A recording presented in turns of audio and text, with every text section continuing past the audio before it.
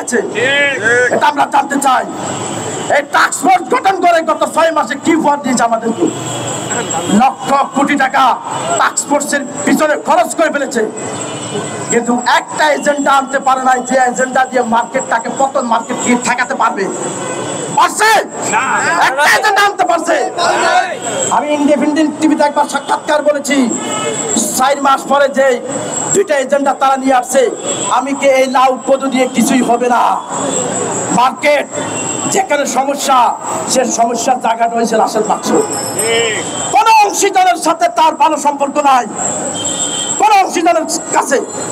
দেখবেন আপনারা সবাই মিডিয়াতে গেলে ব্যালেন্স নিয়ে কথা বলে বড় বড় অংশীদারেরা, আবার তার সামনে গেলে জি হুজুর বলে। এটা দুঃখজনক। আরে ভাই, পুঁজিবাজার বাঁচলে বিনিয়োগকারী বাঁচবে, বিনিয়োগকারী বাঁচলে তোমার বিসিক বাঁচবে, তোমার ডিএসসি বাঁচবে, সিএসসি বাঁচবে, ব্রোকার হাউস বাঁচবে। এই জিনিসগুলো কেন আপনারা বুঝেন না? আপনাদেরকে এখনো বিনিয়োগকারীর পক্ষে কথা বলতে কেন আপনাদের অসুবিধা হয় আমার বুঝে আসে না।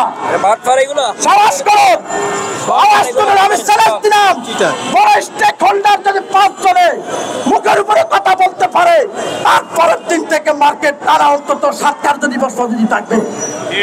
চ্যালেঞ্জ দিলাম। আপনারা এই অপদার্থের সামনে গিয়ে কিভাবে কথা বলেন? এই অপদার্থ শেষ করে দিয়েছে। একটা দেশ 9 মাসে স্বাধীন হয়, আর 9 মাস দায়িত্বে দেওয়ার পর পুরা পুঁজিবাজারটাকে ধ্বংস করে দিয়েছে। আমাদের তো দরকার ছিল একজন আশিক চৌধুরী বিনিয়োগ বোর্ডের চেয়ারম্যান। আমি আমাদের নোবেল লরিয়েট ডক্টর ইউনূস মহোদয়কে বলতে চাই, আপনি কিছু যোগ্য লোক বাছাই করেছেন, আমাদের কান্নারত পুঁজিবাজারের জন্য কি একটা যোগ্য লোক বাছাই করতে পারলেন না? গত 15 বছর কান্নারত পুঁজিবাজার থেকে এমন টাকাটা হাতে ছেড়ে দিয়েছেন, পুঁজিবাজারটা আগে কান্না করছে, এখন মানুষ স্টক করে মারা যায়, অসুস্থ হয়ে মারা যায়। অনেক লোক হাসপাতালে বেডে কাঁপছে, কখন তারও শ্বাস নিঃশ্বাস ত্যাগ হবে এই পুঁজিবাজারের টেনশনে। আমি হঠাৎ করে বলতে পারি, আপনারা যারা এখানে আছেন অনেকে রাত্রে 2টা 3টা পর্যন্ত ঘুম হয় না। আমি মিথ্যা বলেছি? মিথ্যা বলেছি? কেন ঘুম হয় না? একমাত্র পুঁজিবাজার, একমাত্র পুঁজি শেষ। এই কারণেই আপনাদের ঘুম হয় না। আপনি একজন আশিক চৌধুরী বিনিয়োগ বোর্ডের চেয়ারম্যান দিয়েছেন, আমাদের পুঁজিবাজারের জন্য একজন আশিক চৌধুরী প্রয়োজন, খুবই প্রয়োজন, খুবই প্রয়োজন। একজন আশিক চৌধুরীকে দেন, এই অপরাধ থেকে অপসারণ করুন। এটাই আমাদের আহ্বান, বিনিয়োগকারীদের আহ্বান। এই অপদার্থ যেদিন এই চেয়ার থেকে সরে যাবে, আমি বিশ্বাস করি ইনশাআল্লাহ এই মার্কেট টানা 15 কার্যদিবস সবুজ থাকবে থাকবে। অথচ গত 8 কার্যদিবস টানা এই মার্কেটটা নেগেটিভ।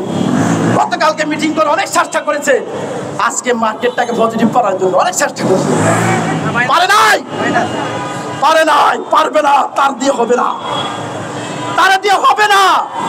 আরে ভাই, পুরা ভাতের পাতিলের পুরা ভাত টিপতে হয় না, একটা টিপলেই বোঝা যায় পাতিলের ভাত কি হয়েছে না আরেকটু সময় লাগবে।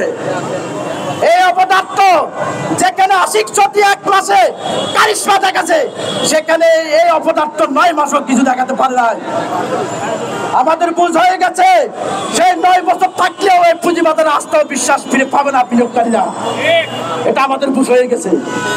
তাই সরকার মহোদয়কে বলতে চাই, আপনারা যেভাবেই হোক, বিপ্লবে হোক, গণ উত্থানে হোক, আপনাদেরকে বাংলাদেশের জনগণ দায়িত্ব দিয়েছে, সে দায়িত্বের কাজটুকু করবেন।